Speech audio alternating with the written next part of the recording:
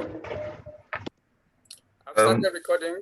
Yeah, no, but sorry, can we announce the house rules, please? So for people to mute their mics and yes. Me and everybody.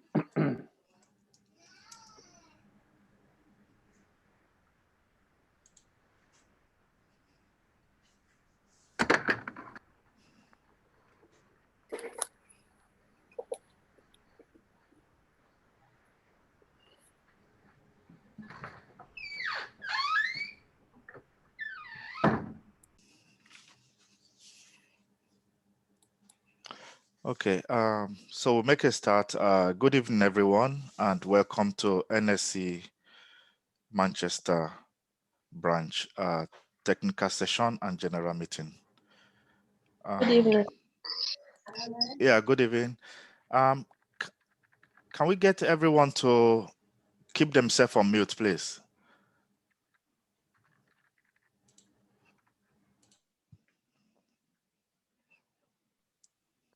Okay.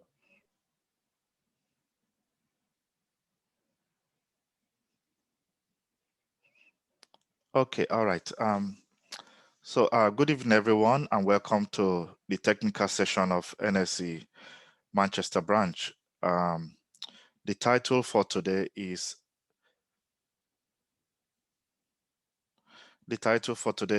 Application of Artificial Intelligence for Partial Discharge Pattern Recognition, Implications on the Power Industry.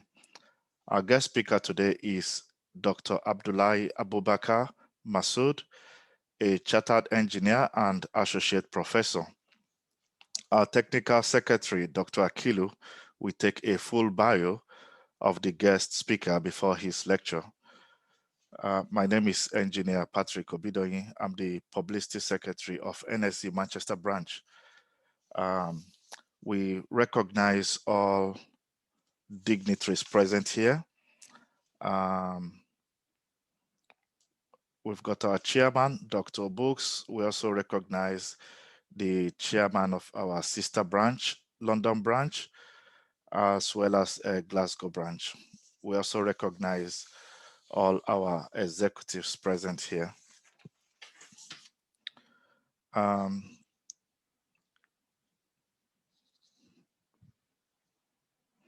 I will give the floor to Dr. Books for the chairman's opening speech.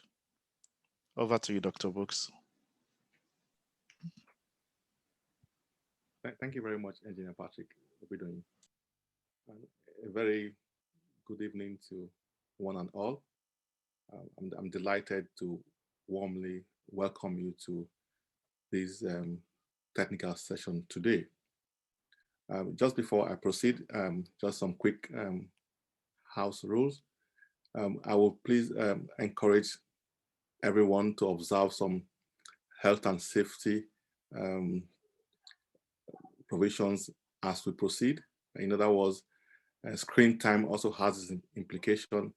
Our sitting posture should also be observed carefully as we engage with this very interesting lecture today, so that we can all keep healthy.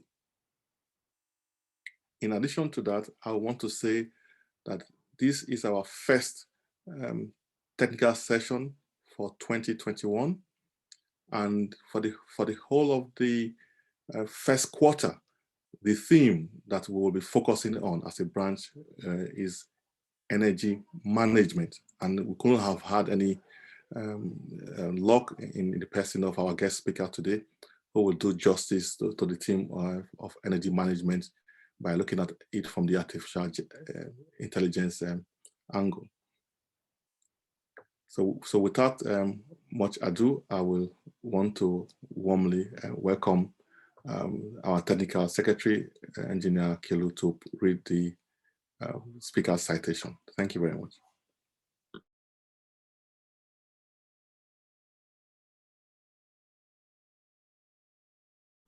Akilu, you're muted.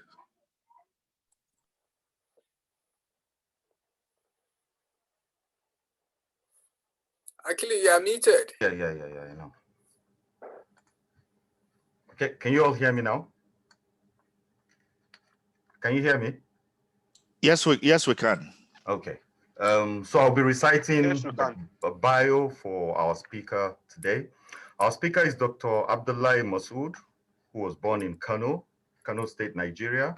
He obtained his bachelor's degree in electrical engineering in 1999 at Ahmadu Bello University, Zaria. He also obtained a master's degree in electronics and telecommunication engineering in 2006 from the same Ahmadu Bello University. He received a PhD in high voltage engineering in 2013 from Glasgow Caledonian University, Scotland, in the United Kingdom. In 2002, he became an assistant lecturer in the Faculty of Engineering at the Ahmadu Bello University, Zaria. Between 2006 and 2008, he was a research assistant at King Fahd University of Petroleum and Minerals, Saudi Arabia. In 2013, he joined Jubail Industrial College, Saudi Arabia, and is currently an associate professor in the Department of Electrical and Electronics Engineering, as well as a researcher at the Prince Saud bin Thunayan Research Center at the Royal Commission for Jubail, Kingdom of Saudi Arabia. He has more than 15 years of teaching and research experience. He has taught a wide range of electrical engineering courses ranging from power, telecommunication, electronics, and control engineering at both undergraduate and postgraduate levels. His research interests lie in the fields of renewable energy, high voltage, partial discharge, and rehabilitation engineering. He has more than 50 published research papers, mostly in high impact journals and conferences. Dr. Abdullahi Masood is a chartered engineer, a member of IET UK, a member of Nigerian Society of Engineers, as well as Nigerian Institution of Electrical and Electronic Engineers.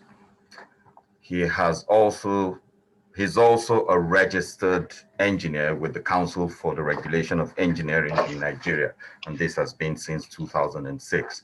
So thank you very much for honoring our request to present at this technical session. And without wasting much time, the floor is yours, Abdullahi. Thank you.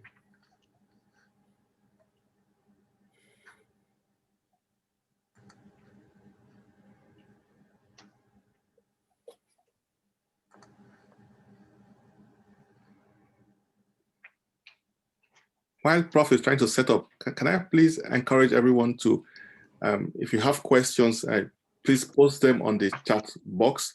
At the end of the presentation, we will read out those questions. And perhaps if your connection is good, we can also invite you to also speak. Thank you.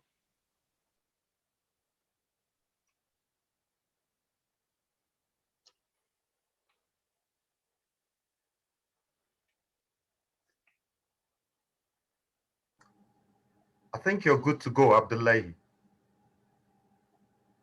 You're muted. You're muted. Sorry.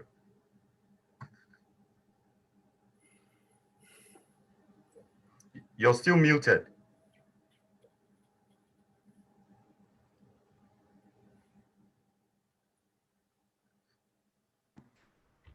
Okay. Yes. I think it should be okay now. Yes, it is. Okay. Thank you very much for giving me this, for the good introduction, and for giving me this opportunity to address wide range of engineers in Nigeria and also in the diaspora, and specifically the engineers in Manchester. It is my pleasure to be with you this evening and to discuss or to talk about an important topic which has often been described as a cancer in high voltage engineering cycle. Research has been going on in this topic for over a decade, and still new techniques are being developed, although we have not reached, they have not reached where it should be. So what I will talk about today is nothing rather than a phenomenon known as partial discharge.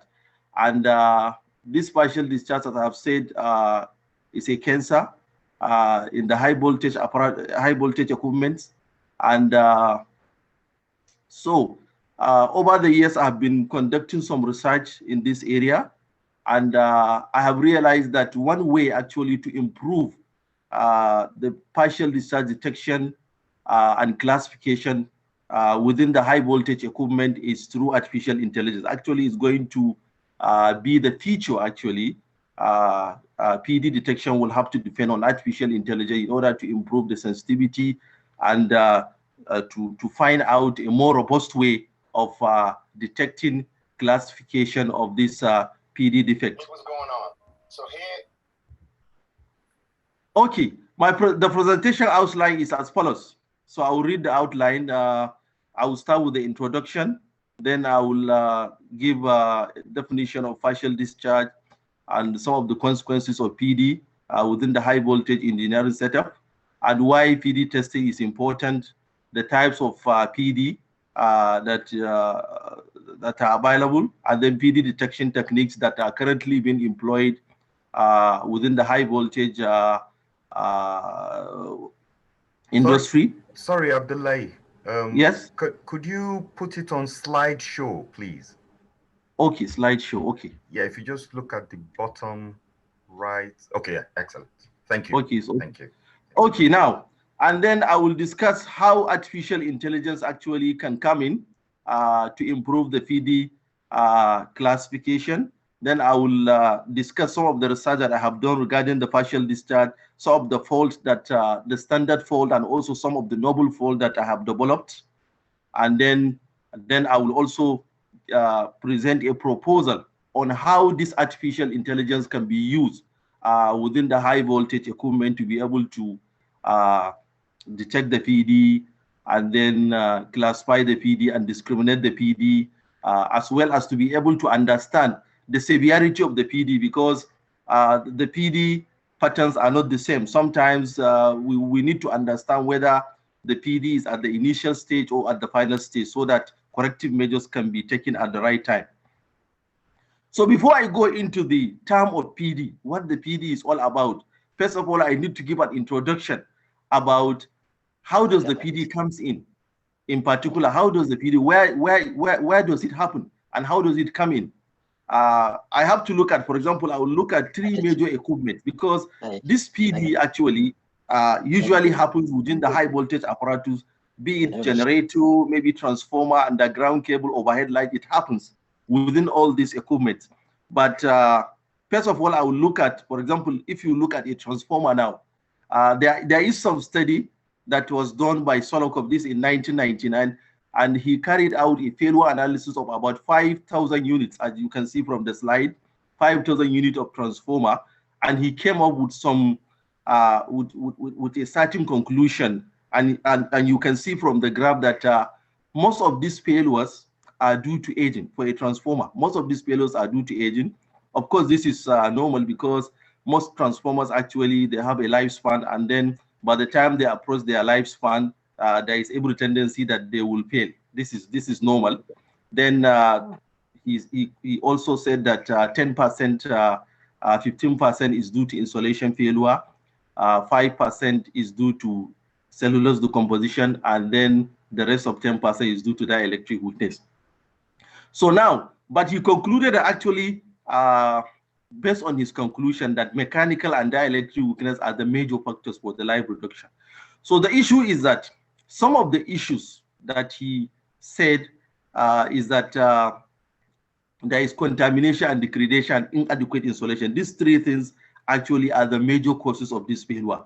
But one thing we can understand here is that most of these failures in transformer are all linked to the insulation, because this is actually the most important aspect of the transformer, because if the insulation is not good, then the transformer cannot actually stay long. This is the key thing. And what do you mean by the insulation? For example, in a transformer, the insulation is the oil, is the oil that provides cooling and the insulation. We are talking about the oil in the transformer, and also we are talking about the cellulose also, which can be either paper or pressboard. These are the insulating materials, and these are the key, because as they degrade, if they degrade, then there is every high tendency that this transformer will not last long. So this is actually the key. So from what we can understand here is that most of the failures in the transformer are actually related to the insulation. This is the thing we can see here. Secondly, also another study done by Thompson shows that he carried out actually a failure analysis of some high voltage induction motors, and also he came up with this conclusion, as you can see from the pie chart, that 60% are due to bearing. This is more mechanical faults. Then 29% are due to stator windings, and 7% is due to rotor rings, and 4% is due to shaft and coupling failure. So what you can understand here is that although most of the fault in these machines are due to mechanical faults, but 29% stator, which is the stationary part of the machine, 29% of these faults are in the stator. And from what he said is that 9.6 out of this 29%, 9.6 are due to the insulation failure in this type of machine. So you can see that now, even in this case of electrical machine, the faults are still related to the insulation. Another thing which I have not put here, which is important, is underground cable. There is no study actually that has been done about failure analysis of underground cable, but most of the studies have concluded that most of the faults in the underground cables are due to probably physical damage, overheating, moisture ingress, and also due to accessory defect. But the key thing also, why is it that there is no studies on failure analysis in underground cable, is because in underground cables you find that most of the faults are related. Maybe one fault can lead to the other one. But generally also the conclusion is that most of the faults in the underground cable are actually from the insulation. So in the underground cable, what are the insulating material? That maybe it can be in the rubber, impregnated paper, polyvinyl chloride, or the XLP, which is cross-linked polyethylene. So these are some of the insulating materials that are used in underground cable, and most of the faults happen to be within these insulating materials that I've mentioned. So now following the identification of these failures, what are some of the maintenance strategies that are actually in place now in the industry now to minimize this fault? There are actually three main types of maintenance that are usually employed. The first one is the corrective maintenance. This is actually unplanned, and then is carried out after a fault has occurred. And then one of the issue with this is that the equipment have to be taken out of service, and then the equipment has to be restored as fast as possible. This is actually not good, because you don't have to wait till a fault occurs before you should be able to correct the and this is not employed actually in many countries nowadays. Preventive maintenance is carried out at regular intervals, and also has problem with the fact that the equipment has to be taken out of service when not needed. And also this is not good, because you don't want to cause an outage when it is not needed, and this is also not a good maintenance strategy. The last one, which is actually employed in many countries now, especially in the developed world, is a predictive maintenance. And this predictive maintenance is not done at regular intervals. It is carried out based on the analysis and the need and priorities, actually, to predict the nature of the fault. And this predictive maintenance depends on a term known as condition monitoring or condition-based maintenance. This condition-based maintenance is what we mean by condition monitoring is to know the characteristics, is just to monitor the functional characteristics of the equipment, be it high voltage transformer, underground cable also. And one important condition monitoring that is usually employed now is what I'm going to talk today, which is the partial discharge, which is usually abbreviated as a PD. This is actually a condition-based maintenance, which is maintenance strategy that is currently being employed. And one thing I can say that this PD, most of the companies that are doing this type of test, I have seen that they are in Manchester. We have IPEC and some other company, most of them, and they are the ones that are developing actually new tools and new equipment actually for this. Every day they are improving the way of PD detection and classification. So now let's go to the main thing now. The main thing is that the issue now is that we need to maintain the health and safety of high voltage equipment, which is the transformer and the ground cable. This is the key thing, because when you don't maintain them, they can easily fail even before their lifespan. This is it. So, and the key thing now is the insulation. You know, you have to try to monitor the insulation, make sure that the insulation is in a good state up to at least as much as possible. Another problem also is consistent failure of this equipment. When the equipments fail, you know, it results in accident and also lost production cost. In our countries, I can remember when I was in Nigeria, you always hear of transformer failure on daily basis. You always hear of high voltage cable failure. You always hear of blown PUCs in substation. And so these are current faults. And most of these faults, when you look at it, it has to do with the insulation. And it has to be because of the fact that condition monitoring is not being taken seriously, and then it's not been given, it's not taken seriously, and it's been given attention. So now, having identified the problem, and then we know the problem and the solution, which is the condition monitoring, there are actually some of the condition monitoring techniques that are used in the high voltage industry are there. I've written them there: temperature measurement, oil analysis, and PD. And among them, actually, the partial discharge, which is the PD, is actually the most important condition-based maintenance that is being deployed in many countries, and they do carry out this test on a regular basis. Even actually, the main thing, even they do it during commissioning. I will discuss more about this in the next slide. And then I will look at one solution also is artificial intelligence, because most of the PD tests that is carried out now depend on expert evaluation, and then which costs a lot of money. And also some of the equipment that are used for the high voltage PD tests are also expensive. So I think from my studies and from my research, I understand that artificial intelligence can play a role actually. In this case, it can be able to reduce the reliance on experts. It can also be able to reduce the purchase of this high voltage equipment, and then in that case you can have more robust and much more independent system that can be able to detect and give you an accurate results, so that you can make some decisions about the nature of the insulating material. Okay, what is this PD? There are a lot of definitions about this partial discharge, but the most important definition is the one by IEC, which is International Electrotechnical Commission, IEC.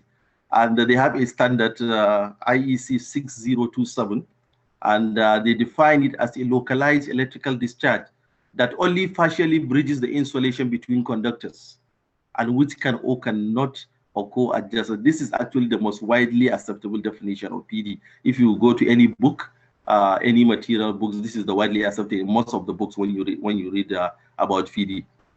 So what we mean by localized electrical discharge is an electrical discharge that occurs within a certain part of the insulation, not the complete insulation. I will show that later. Not within the complete insulation, but just within some part of the insulation. You know, it happens and it will remain. It's actually, this is a low energy discharge. It will remain in the insulation. There is the equipment, like for example, if you have a PD, the equipment like underground cable or transformer, it can keep functioning even for many years with the PD, without if a test is not carried out to detect whether this PD occurs or not, it will remain there and it will keep eating the insulation. It will keep destroying the insulation up to the time of breakdown. So that what you mean by breakdown is that the moment it starts expanding within the insulation, it will start to form tree patterns, and these trees will bridge the insulation between the high voltage electrode and the ground. And in that case, we call it breakdown, and then the equipment will fail. Okay, this is some of the effect of partial discharge. As I said, gradual deterioration of the material. The material insulating material will degrade even up to period of years, and then up to and then perhaps to eventual failure. Okay, this is it actually. This is actually one of the major problems now. You have a transformer and the transformer may burn after many years if condition monitoring is not done, especially this type of PD. The installation is not checked properly, it's not been monitored gradually, and then if there is any problem and that problem being fixed, then this is the end point. This is an important figure that I put in the presentation. Okay, now, how is this PD? Why is this PD test important? PD test is important because you can be able to know any defect even during manufacturing. For example, most cables, if they are manufactured, you can have this, like, for example, it can be like a trapped air in the insulation, it can be a metallic component, or so it can be a crack, because if you have crack in the insulation, or if you have a trapped air, or if you have metallic component in the insulation, then the insulation, this PD is going to happen, is going to occur, because this type of things that I've mentioned will start to discharge, you know, if this test is not carried out. So as soon as a cable, for example, underground cable is manufactured, most of the industries, they do what is something that is known as the PD testing. And this PD testing is carried out in order to detect this small detail that I mentioned, so that they can be corrected before this type of, for example, underground cable is put into service. Also, it is important, it can detect also deterioration, even normal service, under normal service operating condition or degradation. It can detect if there is any degradation within the insulation material, so that that part of the cable or that part of the high voltage equipment can be taken out, or it can be removed, and then the fault be fixed. So now, where does it occur? Like, for example, when we look at underground cable, now, because there are improved techniques of manufacturing, for example, underground cables, normally you don't see PD now. Even during commissioning, if a test is carried out, you never see any partial discharge there. But sometimes where it is more areas that are more prone to PD in cables are joint and termination, where two cables are joined together, or where a cable is joined to another high voltage equipment, you know. So these are the areas of the cable, or where this PD normally happen. And also, one advantage of this PD testing is that it can be trended over time. You know, the PD data can be captured, and they can be monitored, and they can be accumulated over a period of time. One advantage also of this is that PD is not destructive. What you mean by not destructive is that this PD testing can be done either online, or can be done online in particular, or offline. It can be done online in the sense that, like a transformer, you can do the PD testing on the transformer, even transformer in service, and then this is it. So without anything affecting the transformer will keep functioning well, and then the PD test can be done on the transformer in service, and this PD defect can be measured also during that time, and they can be interpreted, and then some necessary actions also can be taken. Okay, now let's go into the main thing, the type of PD. There are three types of PD. We have the internal discharge. This internal discharge is what we call, for example, this internal discharge is nothing but it's just a void. When you have a void in the insulation, like underground cable, like a void, trapped air or trapped gas, a gaseous void inside the insulating material. So if you have this one in the cable, is going to discharge, and I'm going to explain later how the discharge will happen. Then you have the surface discharge. Surface discharge is like when you have any metallic component on top of the insulation or parallel to the insulation material. Also, the discharge is going to come on that. And then you have the external discharge. The external discharge is nothing but when you have any discharge in air, for example, like corona. We keep seeing corona when you travel. I can remember when I was in Nigeria, normally when we travel from one place to another along high voltage lines, you see some plasma discharge on that. So that is what is known as corona. And that one actually has a lot of effect also, because it leads to some power losses, and also it reduces also the dielectric state of the material. Okay, now let's look at them one by one. The internal discharge, this is what is known as the simplest example of this internal is a void. Look at the void here. This is a void. This is a trapped air inside the insulation between the core and the ground. This is an underground cable. You have the core, and the ground can be nothing, maybe a metallic sheath. So the discharge will start just inside the void. Look at it here. Inside the void, the discharge will start inside the void. How does it start? It starts because the discharge doesn't happen because you have the void here. No, even if you have the void, there will not be any discharge. You have to apply voltage. When the electric field stress inside this void exceed the breakdown strength of the material, or the electric stress, the voltage stress in this cable exceed actually the voltage across the insulation material. So when the stress here is higher than the stress across the other part of the insulating material, then there will be a discharge. And this discharge happens when you have an electron. I don't want to go into much of the physics. When you have an electron, then there will be or due to ionization of gas and so on. And this discharge will continue. It's actually is intermittent. It's stochastic in nature because sometimes it increases and decreases. And then you see, so the moment it starts now, it starts to eat the insulation. It will expand the insulation. It will expand in the insulation, this region. And at the end of the day, also you will find some deposit of oxalic acid and water, and also some chemical reaction of the, if you are using a polymer, there will be some chemical reaction inside this void, and it keep expanding and forming a tree. It will keep expanding and forming a tree. You can see here 3 patterns created.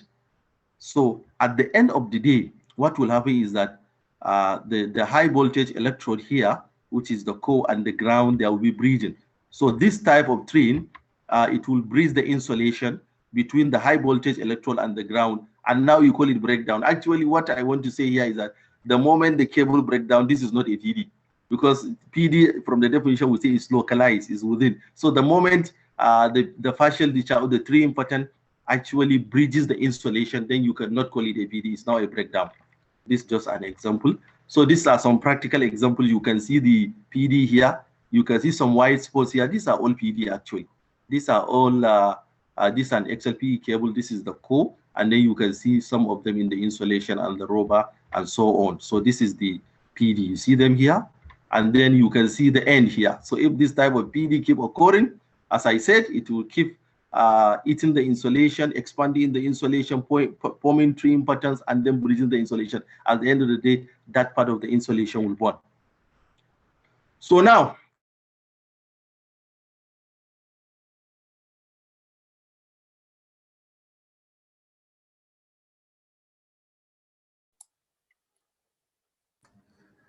Is this me? I think we've lost the speaker. Is it a problem from my end? No, I think it's from his end. Dr. Masood, we can't hear you again.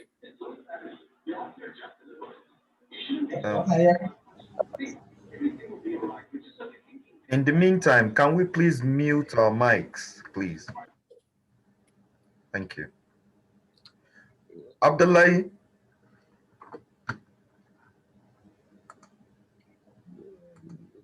do you have another number to reach him on his side, Akelo? No, I will contact him now. Okay, thank you. Yeah. He's online. Actually, he's muted. That's the problem.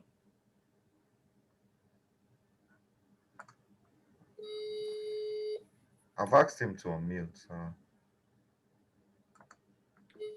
While we're waiting for our professor to come back, perhaps we should keep the questions coming in, and if he can just type it at the end, he will graciously attend to all of the questions, I believe. Sorry about this. I guess this is something we can't really guarantee technology. Perhaps if we wait a few more minutes, he will be able to connect. Dr. Books, while we wait for the guest speaker to come back online as well, let's quickly recognize the presence of Engineer Felix Ibitoye, KLM, the Vice President of Nigeria Society of Engineers. Thank you for yielding to our invitation. Thank you so much. I appreciate it.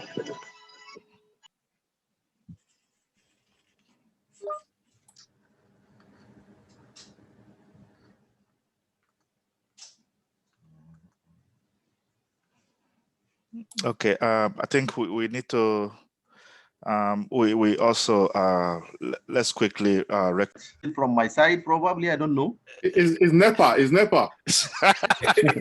Okay. I think it was a partial discharge. Okay. Discharge from Saudi Arabia. So can you hear me now? Yes. Yes, Yes, yes, we we can. So I think this is where it breaks, or before this place. Before this. Okay, I think here, right? Yes. Yes. Then Okay, this please. is just an example from the practical, from the theoretical. Slideshow, please. Abdullahi, you say? slideshow, please. Sorry, I cannot hear what you said. If you can put it on slideshow. Okay, slideshow. Okay, thank you. Yes, thank you.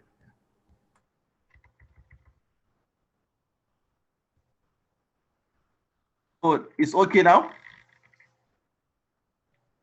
Yes, yes, it is. Okay, so this is actually what I was saying from the theoretical way.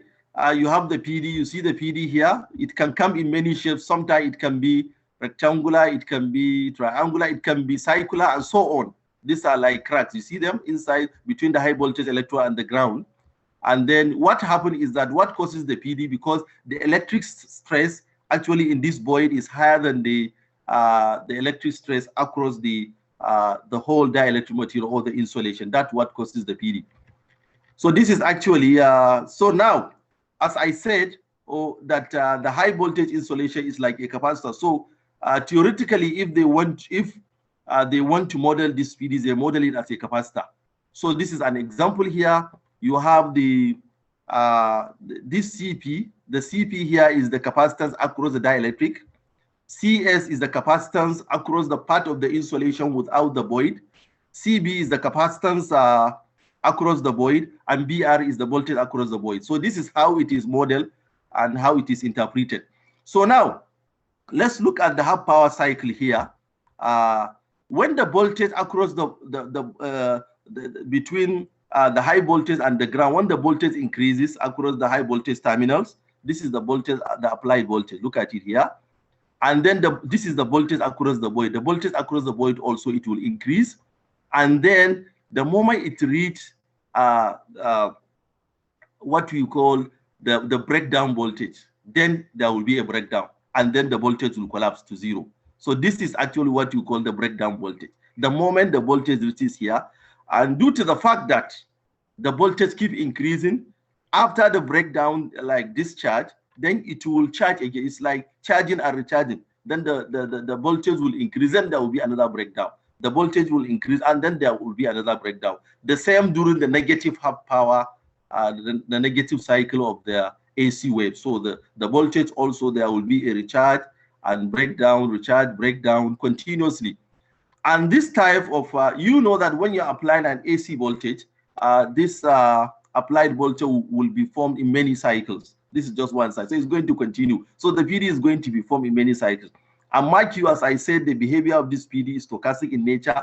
And then one thing is that the number of PD in each cycle, this PD can be trended over all this cycle. It can be captured over the cycles. And then there is something that we call phase resolve PD patterns. And this is how it is. Actually, there are specialized tools that usually do this. People don't usually do that. They have some specialty in some industries. The moment they connect these PD sensors, they can be able to detect all these discharges at different part of the half power cycle, and they can trend them so that to form a VRPD. And you can see here in the VRPD where you will have the amplitude and the voltage here. So I will discuss about it. So what happened is that here, for example, now maybe during this half cycle, the PD occurs maybe at maybe 20 degrees, maybe or 30 degrees. And maybe in the other cycle, it will occur at 40 degrees. So because it occurs at different voltage, at different phase angles and different amplitude in different cycles. So there is need actually to accumulate this data over time and then be able to analyze it and to be able to understand the nature of the defect. So this is just exactly what I have said. I've already, I think, explained this. Maybe I will skip this slide. So this is an example actually on how a cable looks like. You have, this is the core of the cable and this is the sheath. So Actually, when you have if you want to model the cable, and this is how it should look like, you should have a capacitance in between, because the capacitance is the main thing actually that describe the properties of the insulation. So this is the external discharge that I have said. External discharge is nothing but corona. Actually, this is the main thing. This corona, why does it occur? How does it occur? You usually see it on high voltage line. You can see here, this is a high voltage line around close to the insulator. This is all high voltage line, and this actually corona that you see in the lab. This is when some voltage is injected. What causes this corona? Actually, this corona is usually from when you have sharp objects. Sharp point. When you have sharp point around the conductor. Because sharp points are actually points of high electric field stress. So the moment you have a sharp point and you inject voltage in that sharp point, discharge will happen. That is actually what is. So like, for example, now when two cables are joined together and then it's not properly done, there may likely be discharge. This discharge happen because initially there will be ionization of air, and this ionization is going to increase, and then it will pump some plasma discharge. So I don't want to go into much of the physics. And you can see it and this is actually a common phenomenon. If you go to Nigeria, you can easily see it. But even with this, the equipment will keep functioning. There will not be any power outage. Everything will continue working. But the problem is that is the long term. In long term, this will actually destroy the conductor. It's going to destroy also the insulation. Especially as you can see here, it occurs close to the insulator here. It can destroy the insulator, and this is not good actually in the long term. So these are some of the consequences of corona. You have visible light, there will be noise. These are all characteristics of corona, which actually most of people, especially in the power industry, they know. There is radio frequency and then vibration, some chemical reaction, and then some gases also are released. This is from the theoretical background, yes. And these are some of the examples. Okay, this is another phenomenon known as the surface discharge. As I said previously, surface discharge happens when you have a metallic component on top of the insulator, you know, and it can happen also between interface between two insulating materials. And what happens is that the consequence is that there will be surface tracking and followed by tracking damage. Like here now, it can happen between two conductors also. You see one on top of the other. You can see the effect of the discharge here, surface discharge. You can see also the effect of the surface discharge on the insulating material. This is also another type of insulator. It forms some trees. So this surface discharge also, when you have any metallic component on top of the insulating material, that's where it occurs, you know. And it usually occurs because of electric field enhancement around that particular region. So for the PD detection, these are some of the equipment that I used for PD detection. Actually, these are from the lab. Like, for example, in the lab, you can have the transformer, then you can have the two capacitors. One is the PD detection capacitor, and the one is the AC capacitor.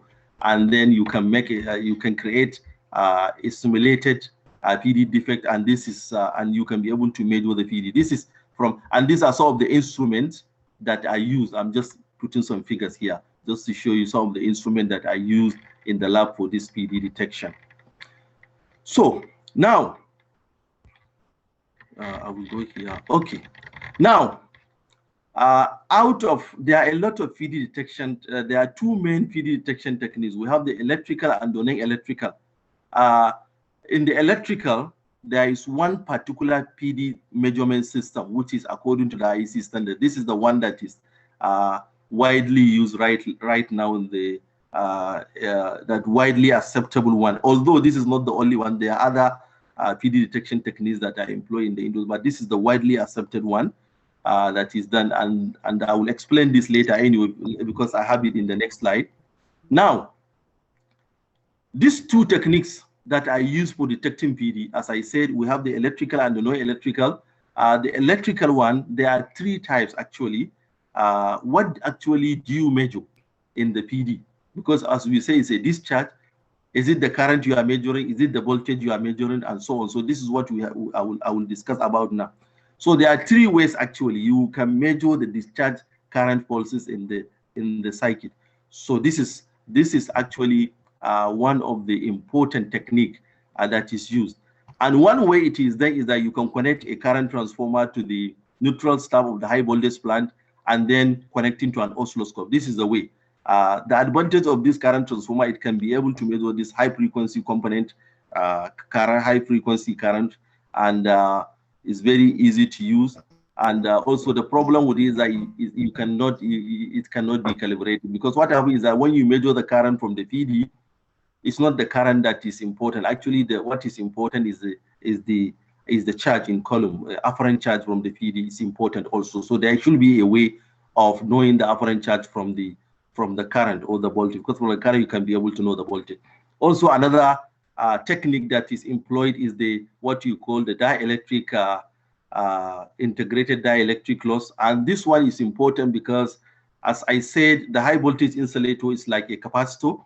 So losses in the system give rise to resistive current. So PD increases with resistive current. So this tan delta, or we call it delta, is just a way to know the angle between the current, capacitive current, and the resistive current, because and then you get the vector between the two. Actually, this is more mathematical. So get the vector between them. So the angle between the vector sum and the current across the capacitor, that is the tan delta. And the more that angle increases, then the more the severity of the PD. And the last one, which is used, is to know the apparent charge. As I said, you cannot measure the actual charge from the PD, but you can know the apparent charge related through calibration. So what I do the calculation, for example, now, how you do that is that, as I said, from the IEC standard method of detecting PD, you usually get the current and you can measure the voltage from that, and you have to convert that voltage to the amplitude, which is in columns. And how do you do that? First of all, you have to energize. First of all, you can energize the PD setup. For example, if you are doing in the lab or you are doing an online test, you have to energize, and then after energizing the high voltage setup, you can be able to, you can energize it with some because there are some certain instruments that can inject some voltage amplitude, some PD amplitude, and they are given in numbers. And then when you inject that amplitude, you can be able to measure the voltage now. So from that one, you can be able to know the ratio between the amplitude PD that you are injecting and also the voltage. And then that particular constant, you can use it whenever you measure the voltage. You can use that particular constant to be able to convert it from voltage to the amplitude. So as I said, you cannot measure the charge, but you can measure the complete charge, but you can measure the apparent charge. Although there's a formula to convert the apparent charge into the actual charge by multiplying by the capacitance and also the geometrical configuration of the high voltage setup. So this is the main one, which I've not explained. I'm going to explain now, that is being used. You have a generator, and this is a transformer to generate the high voltage. This is like a setup you can have it in the lab, because what I will say that this PD, instead of because of the problem now, in practice, these PD faults are not many. You cannot actually detect it in many instruments. It's not something that is common. So most researchers are now utilizing the lab. They usually simulate this PD defect in the lab, and they measure this PD. And most of these PD defects that are simulated in the lab, they are found to be actually similar to what you have. So whatever data you have, whether you have it in you get the data from the field measurement, or you get from the from simulated defect in the lab, is almost the same. Whatever analysis you do, whether in the field or from the simulation, is the same. So this is actually a case of, let's say you have a test setup, you can create a fault here within a high voltage setup, and this is actually Z is the output impedance, and it acts as if this is like a filter actually to block any unwanted noise from generator. This CEC is a capacitor to measure the high frequency current that will flow through the PD, and this is the sample to be tested. This is a sample where you will have the defect, and then you will put a measuring impedance so that you can, it be like a high impedance for the past discharge pulses, because when the current flows here, then you can be able to measure the voltage, and then it passes through the filter and then from the amplifier, so that the signal can be amplified and it can be seen on the scope. So this is a practical example in a cable. Where do you measure the speed in a cable? This is like GIS, gas insulated substation, and this is an underground cable. And in this underground cable, let's say this is the PD defect in the cable, you see? So due to this defect, some discharge current will emanate from this point, and then they will split. Actually, some part of the current will go into the insulating into the ground, and some will go into the conductor. So the best way actually to measure this current is to put the high frequency CT here. Why do you put it here? Why not put this around the conductor? No, because when you put it around the conductor, you cannot the cable, you cannot measure anything, because some of the current are equal and opposite. Most of the current that will be deposited on the ground, there will be opposite magnitude to the current that will be deposited, that will flow on the conductor. So in that case, if you are putting the high voltage CT around the cable, then you are not going to measure anything. That is why when you put it here, you can be able to measure the magnitude when you put it in the ground electrode, connected to the ground electrode. This also another way, which is the non-electrical. This is actually good. Actually, the first one is the acoustic method, which is usually employed in transformers. And this focus on the detection and recording of the signal generated by the PD. What happened is that if sensors are put, for example, around the transformer, this type of method, it actually, because there will be some electromagnetic signals that will be released from that point, and then a microphone will be used to convert those signals, and from there then a loudspeaker is connected so that some noise will be heard, and then it will be measured. This is one way of another method, which is non-electrical. Then the other is the optical method, and this optical method actually is trying to detect the available photo emission from the feeding event. And this is usually used in darkened environment. That is why it is actually, although it's not good for transformers because of the opaque nature of the, of the mineral oil. So now, when the signal is detected, it goes into the photo detector and then into the voltmeter to be able to measure the feeding pulse. Now, we'll go to the main thing now. What is the main thing? The main thing is the artificial intelligence. How does artificial intelligence come up here? This is the question that I know many people will be interested will be waiting for the answer. Now, before I go into the artificial intelligence, it's important actually to explain some important concept of the artificial intelligence. And because there's usually there's a confusion between artificial intelligence, machine learning, and deep learning. These are three terms that are related to each other, and most people are confused which one is which one. So one thing I can say here, from here, what you can see is that machine learning is actually a subset of artificial intelligence. Also, deep learning is a subset of machine learning. So in essence, whether you talk of machine learning, whether you talk of deep learning, they are all part of artificial intelligence. And what is this artificial intelligence? An artificial intelligence is like you are developing a technique which you enable computer to mimic, to behave like the human. Just anything that you can develop to behave like the human. This is what you call artificial intelligence. In practice, we have example, like for example, a self-driving car. This is artificial intelligence, like Tesla car, just playing computer, and also Apple series. These are example of artificial intelligence. But when you talk of machine learning also is a subset of artificial intelligence. But in machine learning techniques, they use statistical method to enable computers improve experience. When you have the computer, you have to feed it with some data, and the computer should be able to understand that data, interpret that data, and make some analysis on that data. That is it. This machine learning is divided into three.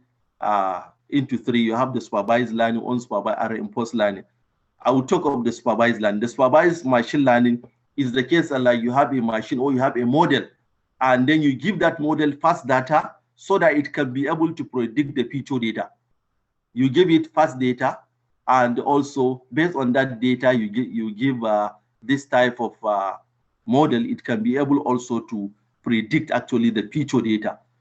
For example, now when you have, I will give you an example, when you have the height and weight of humans, maybe human beings, let's say height and weight of people that is measured, and then you, based on that, you can be able to differentiate, give data about, okay, based on the height, who is obese, who is not obese. This is actually a data you give.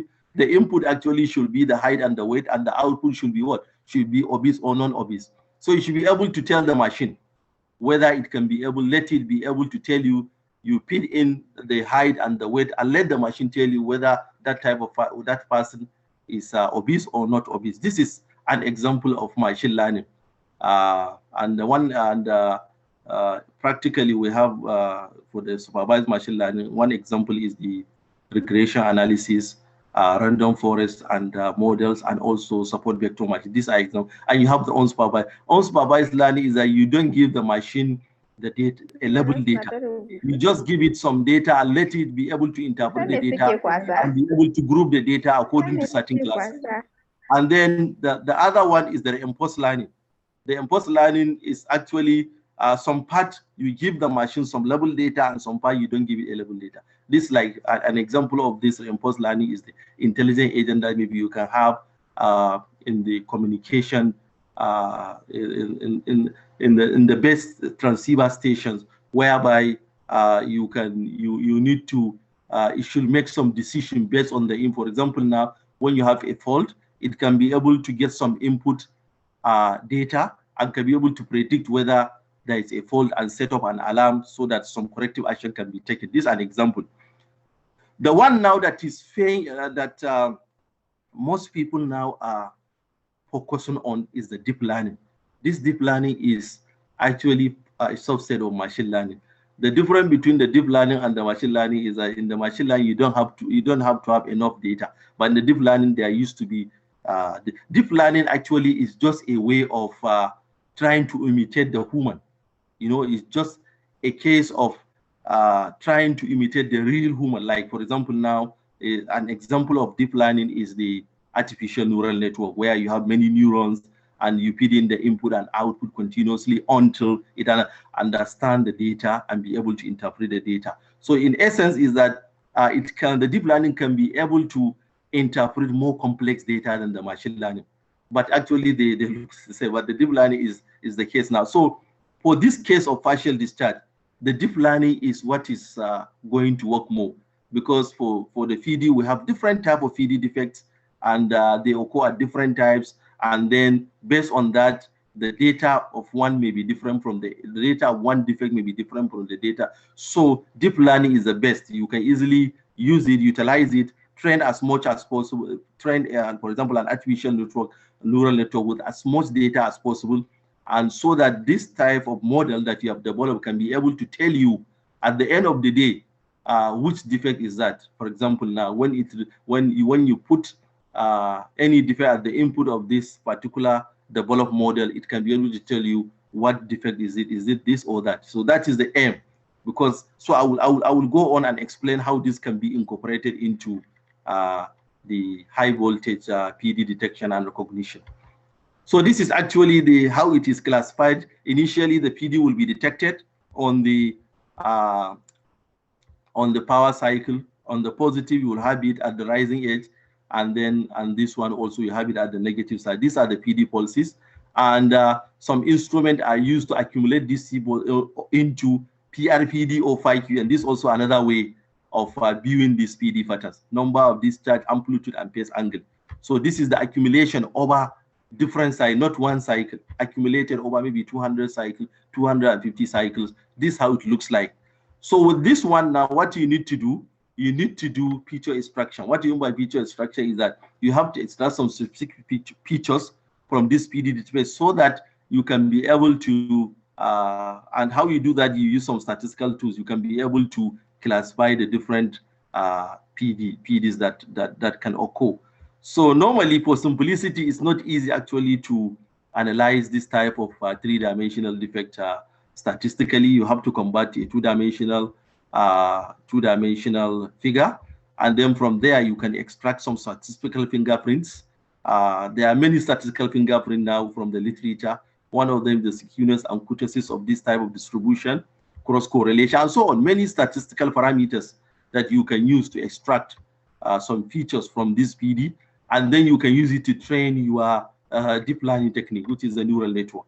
And when it is trained with as much data as possible, it can be able to tell you that anytime you connect this artificial neural network to a transformer, it can be able to tell you that, yes, this is the defect automatically, without the need of an expert who would just have to be monitoring and be able to use some papers, some manuals actually to be able to tell you. This can give you actually the result at once. So I will go to that later.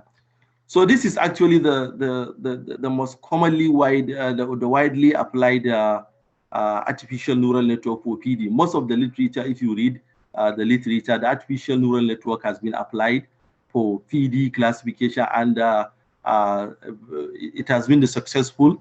It can be able to classify the PD patterns. It can also be able to discriminate them, discriminate each one of them. This is the one that is most widely used. In this backprog, how it works is that you have the input layer, the hidden layer, and the output layer. So these are the three types of layers.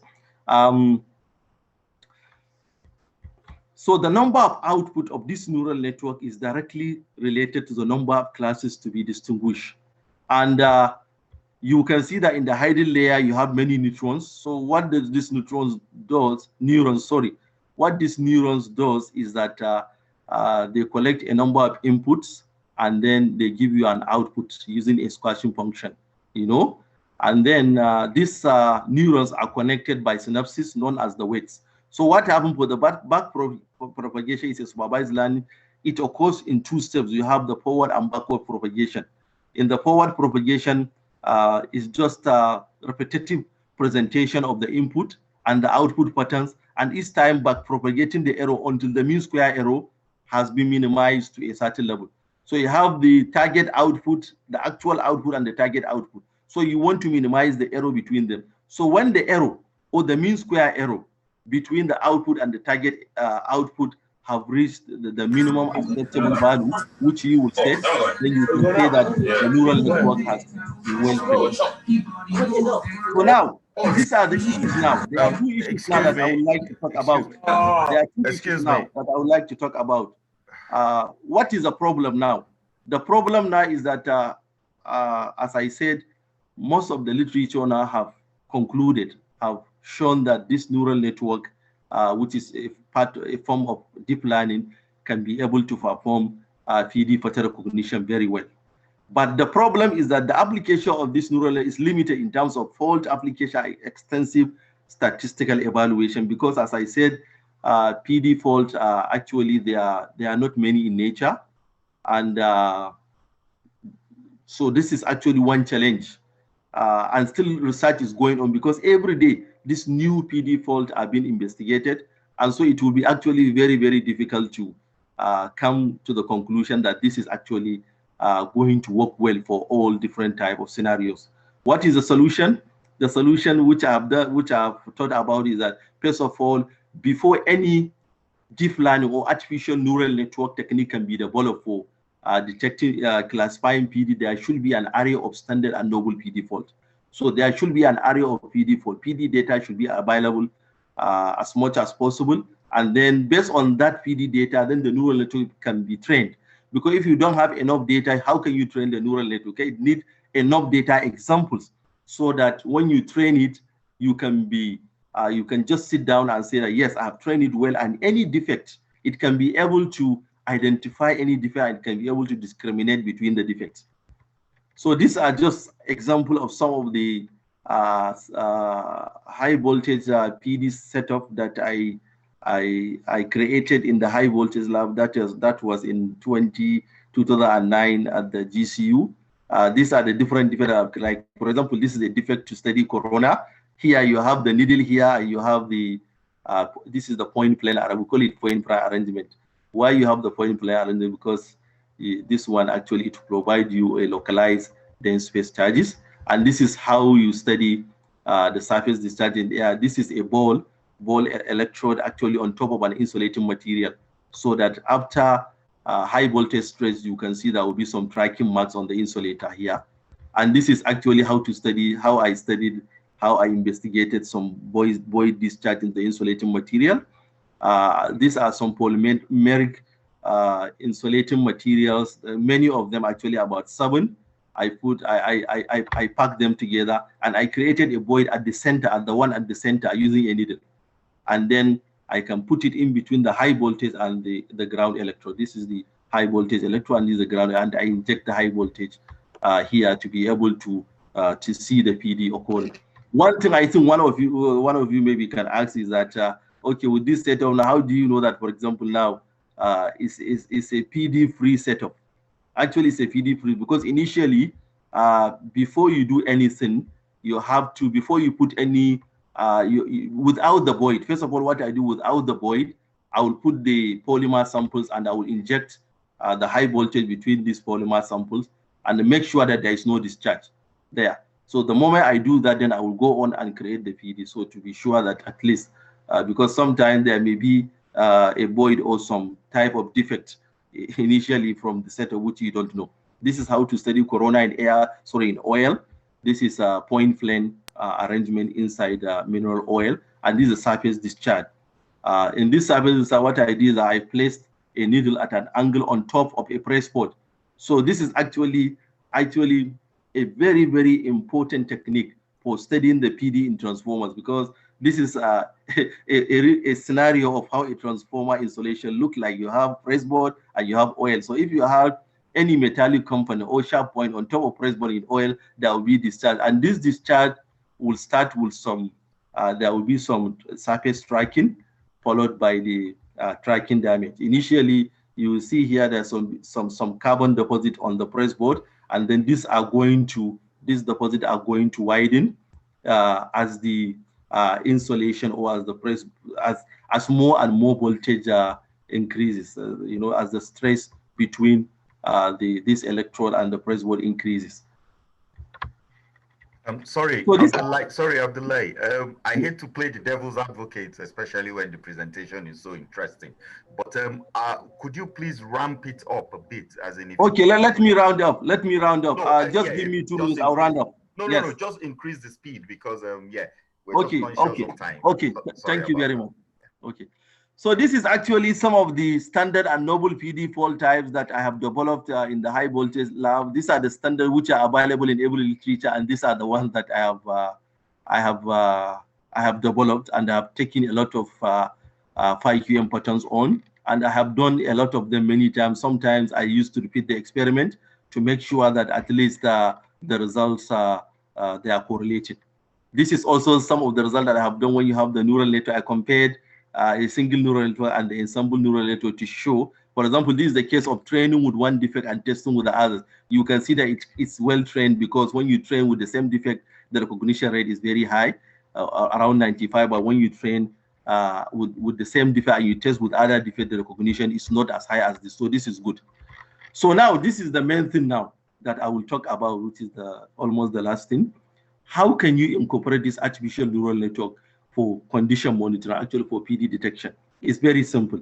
You have the high voltage setup here, which is a transformer, and then you have to install the data acquisition system here to be able to take the PD data using you put sensors and connect it to this data acquisition system to be able to capture the data and do picture extraction using some statistical tools. And then after this is an online artificial neural. This neural must have been trained with all PD examples. How you train this one? You can train it with both PD fault types in practice, in the field, and PD fault types from simulation. And after that, another thing also you have to do, for example, now, when the artificial neural network detected that, okay, it is a void or it is this, you have to know is that at what stage is that PD fault? Is it at the initial stage or at more serious stage? So there should be another artificial neural network that can be designed, developed actually to detect the severity of the fault and to give you a complete diagnosis, whether it is time actually to take action or whether it is time to delay action. So this is actually a setup which I have been going on, which I have developed, and I have started discussing with some industries and how this can be further developed to be a good this. So in this case, when you use this, you can see that cost saving will be achieved, because in this case, expert will not be involved anymore. No need of expert that charges a lot of money. More reliable intelligence system will be realized. And then another thing also is that this scheme can determine the degradation level of the PD and giving an indication of the urgency for the maintenance. Then one thing which is important, the neural network must be trained with all available PD fault types. Yes, this is one thing. There is limitation actually for in deploying this artificial. Some of the limitation is that in neural network there should be there is excessive training involved in the artificial neural network. Also, as I said, also some challenge of fault examples not currently available in the field, which is one of the challenges. Also, multiple concurrent fault. What we mean by multiple concurrent fault is that, for example, one fault interfering with the other, or one fault overlapping the other one. So that's also a problem, because that's difficult. Although a lot of research is going on how to actually discriminate PD patterns that are in this concurrent form. There is also the problem of noise, because sometimes you have background noise, and then this background noise actually it hinders the classification, because sometimes people misinterpret the noise as a PD, because the noise also is like a discharge. So it's interpreted. Although now there are some techniques and some specialized tools that are developed to be able to separate this noise from PD, even from the sensors, because there are some sensors that are already developed to do that. So this one will not be any problem anymore. These are some of the references that I've used. Thank you very much for listening. I'm sorry I've taken too much time, and I hope you enjoyed the presentation. And please, if you have any question or anything that you want to you want from me, I'll be able to provide. If you want the slide, I'll provide the slide. And also, if there is something that I've shown there that you need further explanation, please feel free to contact me, and I will pass my email address. Thank you very much. Thank you very much, Dr. Abdullahi, for that wonderful presentation. I'm afraid because the presentation was so interesting, I could not dare to interfere. But the implication is that we'll have very little time for questions. And in order not to be biased, we will take the first question and the last question on the chat box. Then we will allow, I understand the presenter's mom is around, and she may make a remark after those two questions. And I will also invite our past president to also comment. The first question, Abdullahi, I don't know if you are seeing it on the chat, or you want to read it out to you. Okay, please read it out, yes. Sorry, good. Just before you go there, Abdullahi, can you stop sharing your screen? Yeah, your screen, please. Okay. Yes, thank you. So apologies to all those who have asked questions. Because of time, we'll just take the first and the last. So it's on shared now? Yeah, that's fine. That's fine. Yeah. Okay, thank you very much. So the first question, coming from Professor Babs Oyeneyi. What exactly is the barrier to steady power supply in Nigeria, and how can we help solve this problem? Steady power supply, okay.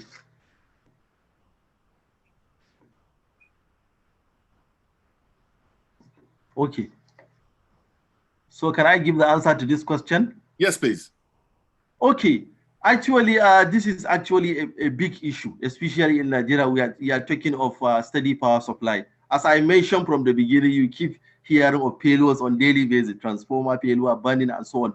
But actually, the key thing is proper condition monitoring, especially condition-based maintenance. Because as I have highlighted from the beginning, most of these faults that you have in this equipment are related to the installation.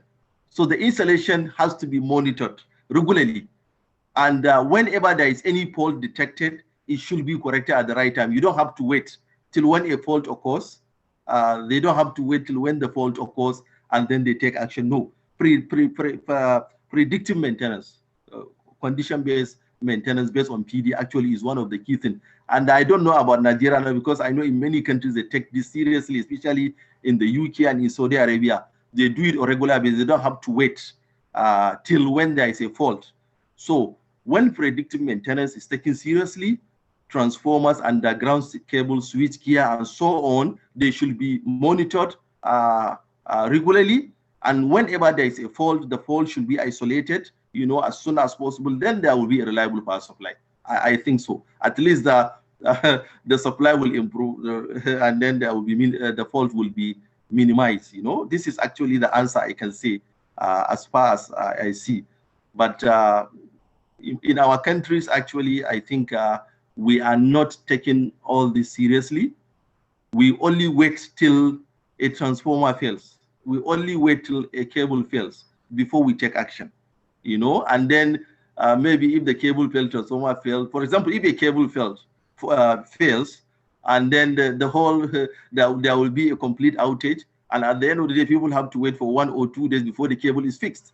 Cable jointers will have to come and they have to locate where the fault is. They will have to now do some jointing and so on. This is what they do. Or maybe if a transformer fails, maybe there's a moisture in the transformer. And this moisture also is a very serious issue, because this moisture brings about all this type of discharge I've mentioned, because moisture is an important, because it creates some air bubbles inside the insulating material. It will discharge. And this will destroy the insulation, and it will reduce the dielectric strength of the insulation. So these are some of the issues. But I think the answer to this question is proper condition monitoring, and especially PD has to be done. I know some countries have some challenges, and one of the challenges they have is that most of this PD equipment, as I mentioned, are very expensive. And then some countries actually they don't want to go into that, and probably also they don't have a lot of experts in this area that can be able to help and carry out this condition. I think that's the answer I can see. Thank you very much, Prof. I will just take 2 in 1. This question is coming from Ferdinand Okaigwe. He has really commended your fantastic knowledge here, and he was wondering if there has been an attempt to share this invaluable knowledge with Nigeria Power Holding. Okay, no problem. Actually, I can be able to share it, and he can get in touch with me, and then we can make some arrangement. There's no problem with that.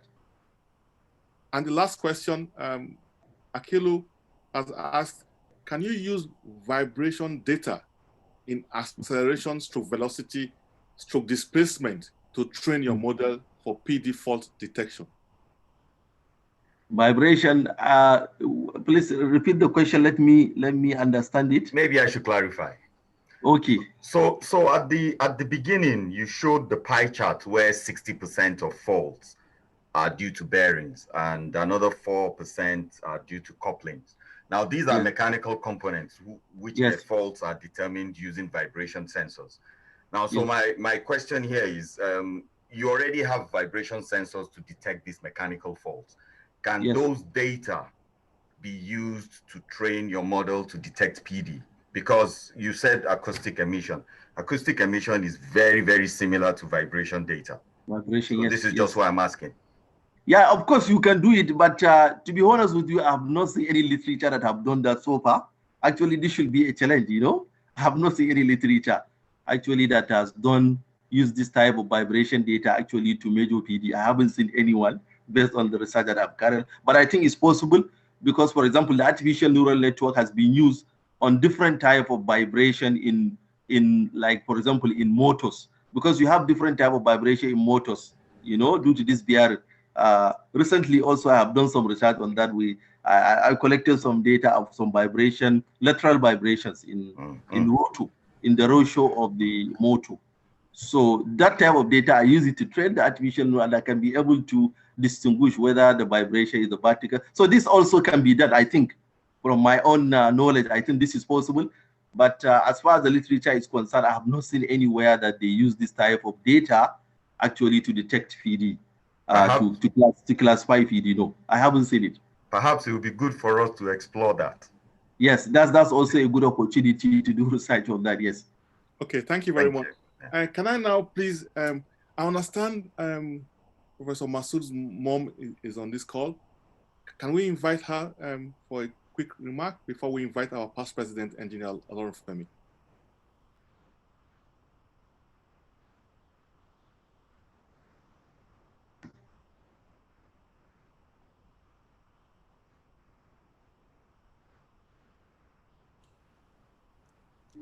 Do we know what name she's logged in on so that we could try to? I think I'm not sure about her name. Maybe I'm trying to get in touch with her. Okay, pending when you get in touch with her, can we invite our past president, please? Engineer Lord Femi. Thank you very much. I think she's Aisha. She's there now. Sorry, she's Aisha. Okay, so. Okay, sorry. I think she's Aisha. So if you can unmute her, I think she will talk. Okay. Can you unmute her? Yeah. Yes. Yes, I think she's the one. Yes. So the mother of a professor is also a professor. So Professor Aisha, please. No. Assalamu alaikum wa rahmatullahi ta'ala wa barakatuh. I thank the Almighty Allah for giving me the opportunity to witness this occasion. I am Hajia Aisha Masood, the mother of Associate Professor Abdullahi Masood. On behalf of the family of Alhaji Masood Abubakar, we wish to show our gratitude to Abdullahi for the good gesture he has been showing throughout his career in engineering. He has shown to be a role model by dedicating his time and strength in the profession. As an electrical engineer from Ahmad Bello University to Glasgow University, UK, he has made a history throughout his stay. We, the entire family, we are proud of him. He has made a good impact in the country and in which we live. Long life Abdullahi, long life the Republic of Nigeria. Thank you. I hope you are hearing me. Are you with me? Yes, we heard you, ma. We heard you, ma. Okay, thank you very much. I am very, very grateful. More grease to our elbows. Thank you, ma. Okay, but please, maybe before I call on the past president, can I call Professor Adebisi? Just one quick one, please. Hello. It's actually a great privilege to be asked to speak. He's now aware that I'm going to be joining, because when I saw his name advertised, I pinged him on LinkedIn. We've not been in touch. He was actually the same class with me. He was, one of the top guns in our class then that used to teach us maths. So Abdullahi, congratulations, well done. That was a great presentation. Okay, thank you, Engineer Dr. Professor Adebisi. Thank you, nice to see you. But don't tell people what you used to call me in school, okay? Don't tell them. Yeah, I know that. You were my good friend. Yes, I can always. I'm just Dele, right? I'm here, I'm Bamidele, all right? Okay, thank you, sir. Thank you. So Professor Masood, that was the president I was talking about. Yeah, he was my classmate, yeah, a very good friend, and he was my competitor anyway, I can say, because we are